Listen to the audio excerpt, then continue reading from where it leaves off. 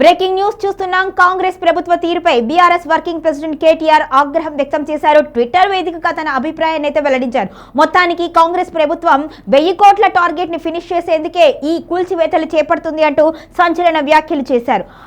కాంగ్రెస్ ప్రభుత్వం ముందు 1000 కోట్ల టార్గెట్ ఉంది. అధిష్టానం 1000 కోట్లు సమకూర్చుకోమని చెప్పింది. ఈ నేపథ్యంలోనే గాంధీ కుటుంబానికి 1000 కోట్లు పంపాలి అనే ఉద్దేశంతో రేవంత్ రెడ్డి ఈ కూల్చివేతలు చేపట్టారు అంటూ కూడా కేటీఆర్ ఆగ్రహించారు. ఇక అదేవిధంగా పేదల ఇళ్లు కూల్చి వాటిని అమ్మేసి ఆ డబ్బుని కాంగ్రెస్ ప్రభుత్వం అధిష్టానానికి అప్పచెప్పాలి అనే ఆలోచనలో ఉంది. అందుకోసమే ఈ కూల్చివేతలు చేస్తుంది అంటూ కూడా సంచలన ఆరోపణలు చేశారు.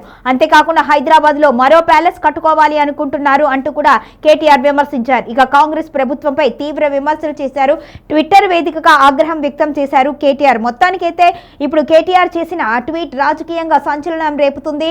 బట్టి గారు కూడా 3వ ఇల్లు కట్టుకోవాలి అని చూస్తున్నారు. ఇక పొంగులేటి మాత్రం ఇంకొక కంపెనీ పెట్టి ఇప్పటికే 9 కంపెనీలు ఉన్నాయి. 10వ కంపెనీ పెట్టి కమిషన్లు వెనకేసుకోవాలి అనుకుంటున్నారు.